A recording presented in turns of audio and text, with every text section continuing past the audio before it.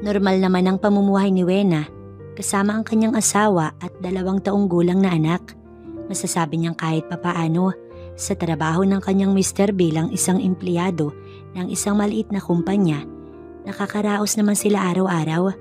Ngunit may pangarap ang kanyang asawang mangibang bansa sapagkat doon daw may mas malaki ang kikitain. Makakaipon pa sila ng pera pang negosyo at kapag umuwi ito, hindi na kailangan pang bumalik sa ibang bansa.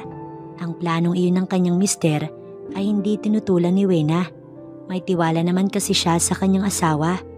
Ngunit nang umalis ang kanyang mister ay isang maling desisyon yata ang ginawa nitong pagpapatira sa bahay nila sa bunso nitong kapatid na lalaki, si Jake. Ayos naman ang pakikitungo nila sa isa't isa ni Jake. Ngunit may isang bagay lamang na hindi nagugustuhan ni Wena sa bunsong kapatid ng kanyang mister. Iyon ay ang pagdadala ng iba't ibang babae sa kanilang bahay. Minsan din, hindi niya maiwasang silipin si Jake sa kabilang silid sapagkat ni hindi man lang ang mga ito nahihiyang gumawa ng ingay sa kabilang silid. Rinding-rindi na si Wena, kaya naman ilang beses na rin niyang napagsabihan ang kanyang mister. Ayaw naman niyang siya ang diretsang magsabi sa kanyang bayaw sapagkat lalabas lamang na napakahigpit niya. Gustong-gusto na talaga ni Wena na matigil ang kalukuhan ni Jake. Hindi dahil sa naiirita siya o nababastos, kundi dahil sa inggit na kanyang nararamdaman sa tuwing naririnig niya ang babaeng kasama ni Jake na talaga namang nasisiyahan.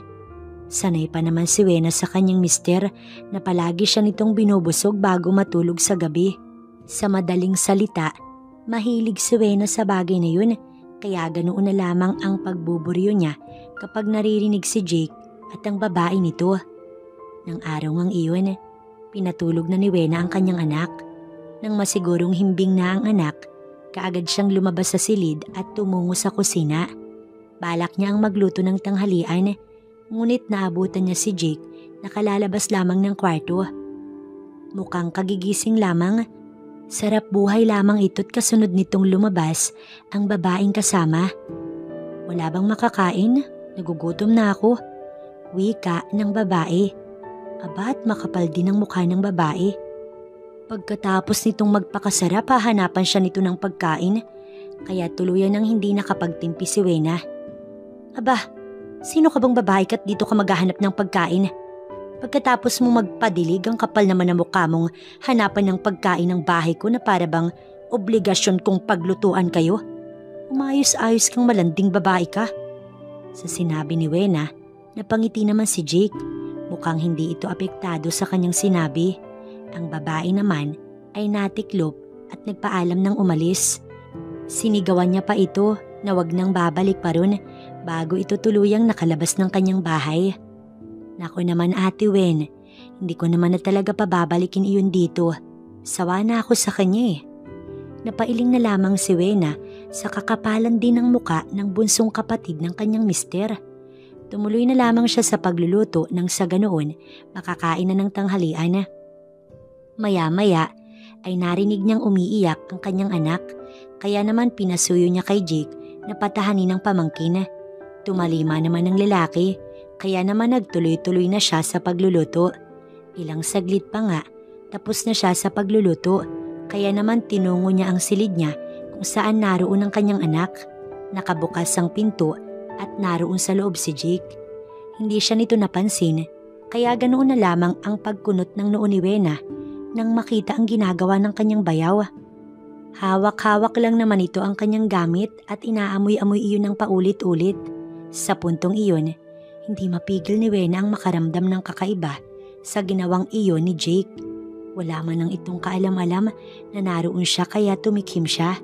Kaagad naman itong umayos at mukhang nataranta. Jake, bakit hawak mo yung gamit ko? Kaagad na tanong niya rito. Naghanap naman ito ng idadahilan, ngunit kahit ano pang sabihin nito, hindi niya paniniwalaan at kitang-kita naman niya ang ginawa nito sa kanyang gamit. Ngunit bakit tila hindi naman nagagalit si Wena? Bagkus, mayroong kakaibang pakiramdam siyang nararamdaman at talaga namang kahit ayaw niyang aminin, nakakaramdam siya ng init. Para bang bigla niyang naalala ang mga ginagawa nila ng kanyang mister. Nakalabas na at lahat si Jake sa silid na yun, ngunit hindi mawala-wala sa isip ni Wena ang ginawa nito. Napakagatlabi na lamang si Wena at talaga namang naroon ang kanyang kagustuhan na makakatikim muli ng ganoong klaseng kasiyahan. Ngunit malabong mangyari yun sapagkat wala nga ang kanyang mister. Kinagabihan, habang kumakain ng hapunan, himala yatang walang ibang babaeng isinama si Jake sa kanyang bahay. Mabuti rin yun at hindi siya mamamatay sa inggit. Ngunit hindi naman nakaligtas sa kanyang paningin ang mga kakaibang titig na iginagawad sa kanya ni Jake. Pabiling-biling lamang sa kama si Wena. Hindi siya makatulog at talaga namang sinusumpong siya ng init ng kanyang katawan hanggang sa makita niyang tumawag ang kanyang asawa. Mabilis niya iyong sinagot. Namimiss niya ito't lalong-lalo na ang bagay na madalas nilang ginagawa. Naroon ang lungkot niya nang kausapin niya sa video call ang kanyang mister. Kaagad siya nitong tinanong kung ano ang problema at sinabi lang naman niyang nangungulila siya rito. Bahagya namang natawa ang kanyang mister at nagawa pa siyang tuksuhin. Namimiss lang daw niya ang ginagawa nila kapag ganoong oras. Hindi naman niya kinontra ang sinabi nito sapagkat totoo rin naman. Talagang gustong-gusto niyang makaraos ng gabing yun. Hanggang sa sinabi ng kanyang mister na gawin nila ang isang bagay. Yun na lang kasi ang tangi nilang magagawa para maibsan ang kanilang pangungulila. Bukas sa loob ni Wena ang pumayag. Nagawa niyang gawin ang bagay na iyon sa kanyang sarili. Kahit papaano sa kanyang ginawa, nakaramdam siya ng ligaya. Hanggang sa napapapikit siya dahil sa kanyang tinatamasa. Sa hindi inaasahan sa kanyang pagpikit, nakita niya sa kanyang balintataw ang itsura ni Jake. Sa puntong iyon, mas nadagdagan ng init na nararamdaman ni Wena. Hindi niya na naalala na naroon pala sa kanyang harapan at nanonood sa kanya ang asawa. Maya-maya pa nga, tagumpay niyang narating ang dulo. Kagatlabi niyang ninamnamang lahat hanggang sa maalala niya ang kanyang mister. Napadilat siya at wiling-wili naman ito habang nanonood. Napangiti pa ito nang makitang na-satisfied siya sa ginawa. Tinanong niya kung tapos na rin ito kaya naman kaagad itong tumango. Siguro ay hindi niya na iyon napansin dahil nga sa pagpikit at pag-alala niya kay Jake. Nabahala si Wena. Baka isa ng kasalanan para sa kanyang mister ang kanyang ginagawa. Hindi rin naman niya kagustuhan na isipin si Jake. Talagang hindi lang niya mapigilan ang kanyang sarili. Siguro ang gagawin niya na lamang ay kausapin ng kanyang mister na paalisin na roon si Jake. Habang nagtatagal kasi roon ng lalaki, tiyak na matutok sa si Wena. Alam niyang kapag nagtagal pa ito roon, tiyak na magkakasala siya sa kanyang mister. Iyon ang ayaw niyang mangyari. Mahal niya ang kanyang asawa at ayaw niyang masira sila dahil lamang sa lintik na ginagawa niya. Nang gabing iyon, hindi nga nakatulog si Wena sa pag-iisip. Kaya naman kinabukasan nun ay tinanghali siya ng gising. At ganoon na lamang ang pagbalikwas. Ngunit namulatan naman niya si Jake na karga-karga ang anak niya. Nakaligo na ang bata at mukhang maayos namang tignan. Ate Wen, mukhang napuyat ka kagabi ah. Tinanghali ka na ng gising, nakapagluto na ako. Napaliguan ko na rin si baby kaya wala ka nang dapat na alalahanin. Sa sinabing iyon ni Jake, biglang naalala ni Wena ang kanyang balak. Nakonsensya naman siyang paalisin na lamang basta si Jake, natulong nga ito sa kanya. Kaya nga ito naroon para may kasama sila ng kanyang anak. Bumangon na lamang si Wena at kinuha kay Jake ang kanyang anak. Hindi niya alam kung normal pa ba ang kanyang nararamdaman. Sa simpleng pagdikit lamang kasi ng balat niya sa lalaki, para siyang sinisilaban. Pinilit niyang umaktong normal at tumungo na sa kusina, kalong ang kanyang anak. Nakahain na nga si Jake na noon ay nakasunod sa kanya. Mukhang hindi pa rin ito nakakakain at hinintay pa talaga siya. Naaamoy niya ang mabango at lalaking-lalaking amoy nito sapagkat nakaligo na rin ito. Naisip niya kung ano kaya ang ginawa nito nang pumasok sa silid nila ng kanyang anak habang siya ay himbing pang natutulog. Posible kayang may ginawa itong kakaiba? Oo, posible dahil nga minsan nahuli niya itong hawak ang kanyang gamit. Nagsimula na siyang kumain at naroon sa kandungan ng kanyang anak. Hindi siya kumikibo sapagkat hindi naman niya alam kung ano ang kanyang sasabihin. Naroon muli ang mga kakaibang pagtitig sa kanya ni Jake. Talagang hindi siya mapakali. Pinagpapawisan siya sa kung paano siya nito titigan hanggang sa tuluyan na nga siyang hindi nakapagtimpi at nagawa niyang magtanong. Jake, bakit ganyan kang makatingin sa akin? Dire-diretso niyang tanong na ikinahinto ng binata sa pagkain. Gusto mong malaman ang totoo, ate? Makahulog ang saad nito kaya naman kaagad siyang tumango.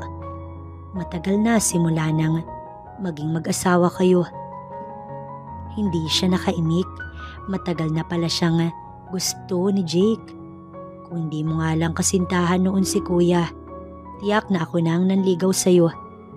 Naririnig mo ba ang sinasabi mo, Jake? Mas matanda ako sa'yo ng 6 na taon. Naging nakakailang ang ganoong usapan sa pagitan nila ni Jake. Wala akong pakailam sa edad. Basta ang alam ko na gusto kita.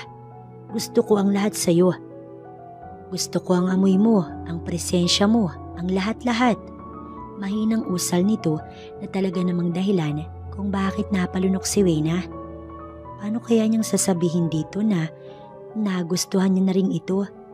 Nito lang nakaraang 2 araw. Paano na ang kanyang mister? Matapos nga ang ganoong usapan sa pagitan ni Wena at Jake, nagbago ang lahat. Para bang bahagyang nakalimot si Wena at umiba rin ang pakikitungo nila sa isa't isa ni Jake. Noong una, kinakausap siya nito't hindi na tinatawag na ate. Kung umakto ito, para bang ito ang partner niya at alagang-alaga rin ito ang anak niya. Hanggang sa isang gabi, hindi inaasahan ni Wena na uuwi si Jake na nakainom. Hindi naman ito ganoon kalasing, ngunit nagulat siya nang imbis na sa silid nito ito dumiretso, doon ito dumiretso sa silid nila ng anak niya. Himbing na sa pagtulog ang kanyang anak sa maliit na kama, habang siya katatapos lamang mag-half bath.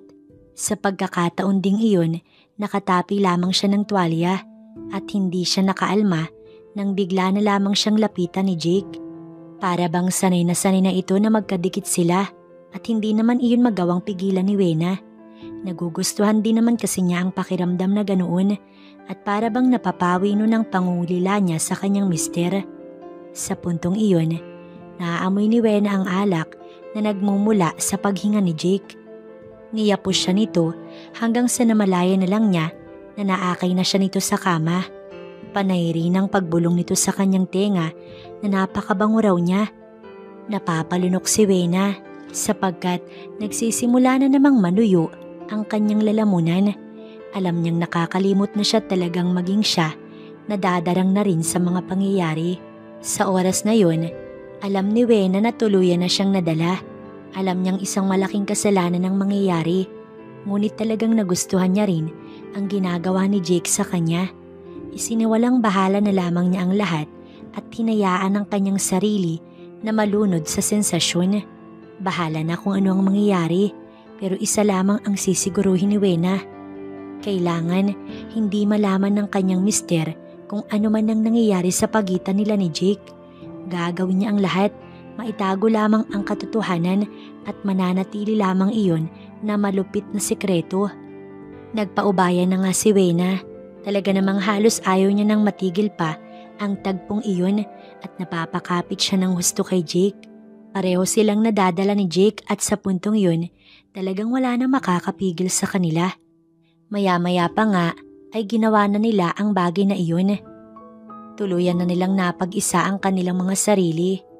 Naroon ang matinding sensasyon na dahilan kung bakit napapapikit ng husto si Wena. Napapakagat-labi rin siya sapagkat masyado niyang pinangungulilaan ang ganoong pakiramdam. Mas nadagdagan din ng init at ang kanyang kagustuhan na marating ang dulo. Hindi malaman ni Wena kung saan niya ibabaling ang kanyang mga mata. Napapalunok siya at nanunuyo ang kanyang lalamunan. Hindi niya inaasahan na ganoon pala katindi ang sensasyong dulot ng ginagawa nila ni Jake. Sa bawat ginagawa nito, para siyang dinadala sa paraiso na talaga namang sobrang ganda, hindi niya na kayang ipaliwanag. Ninamnam ng gusto ni Wena ang tagpong yun. at tumigil na rin sa kakatawag ang kanyang mister. Nakakailang tawag din ito sa kanyang messenger, ngunit ini-ignore niya yun. Uunahin muna niya ang sarili niyang kasiyahan at wala na siyang pakialam sa iba.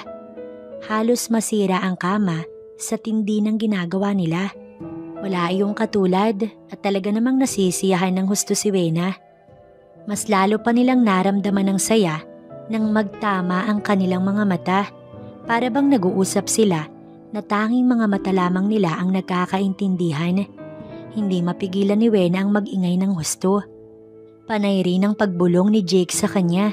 Paminsan-minsan ay napapamura pa ito sapagkat hindi rin ito kayang ipaliwanag ang sayang dulot niya rito. Mararahas na ang kanilang paghinga. Wala nang mas titindi pa sa pangyayaring iyon sa buhay ni Wena. Tiyak niyang pagkatapos ng mangyayari, tiyak na hanap-hanapin niya na si Jake. Ngunit bahala na ang lahat. Ang tanging mahalaga, nag-i-enjoy siya ng mga oras na yun. Bahala nang magkasala siya. Basta ang mahalaga ay ang nagaganap ng mga oras na yun. Walang lugar para siya ay mabitin. Kailangan nilang tapusin ni Jake ang nasimulan na. Talagang habol hininga sila ng mga oras na yun nang marating nila ang dulo. Parehas silang lupaypay. Kinabukasan, nagising si Wena sa tawag sa kanyang messenger. Kaagad siyang nataranta sapagat ang kanyang mister yun.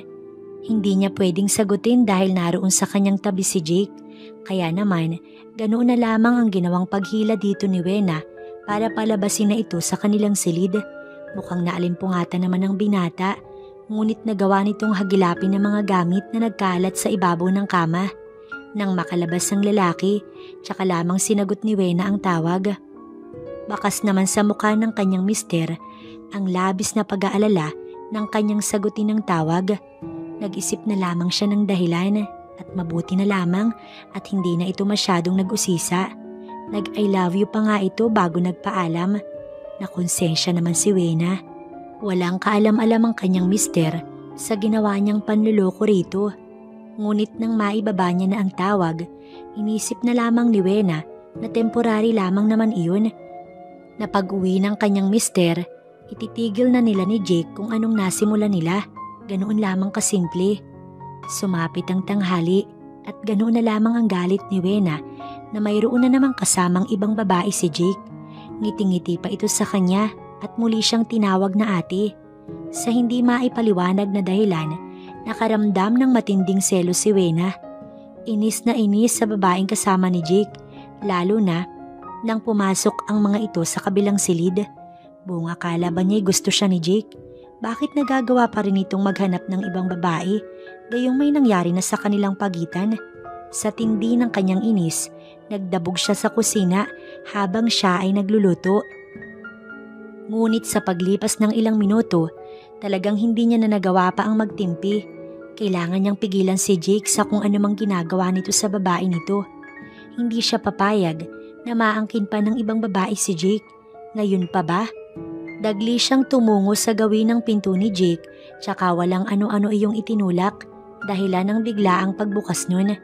Naabutan niya ang dalawa na nagsisimula pa lang. Kaagad niyang nilapitan ng babae at kinaladkad ito palabas ng silid na yun. Dala-dala nito ang mga gamit na natanggal na at wala na nga itong nagawa kundi ang umalis ron. Naiwan namang hindi nakaimik si Jake sa kanyang ginawa. Pagkuway ganoon na lamang ang pagkagulat niya nang hilahin siya nito sa kusina. Naku naman, di pa nga namin nasisimulan eh. Gusto mo bang tapusin ko sa'yo? Ikaw naman ang nagpaalis sa kanya eh. Kasabay ng sinabing iyon ni Jake, sinunggaban siya nito ng mainit na halik. Ganoon na lamang ang pagpupumiglas niya sapagkat nagtatampo pa siya sa lalaki. Ngunit sa huli, wala rin naman siyang nagawa. Nagpaubaya siya, talagang gusto rin naman niya yun. Nakalimutan niya na ang niluluto at mas pinagtuunan niya ng pansin ang ginagawa nila ni Jake.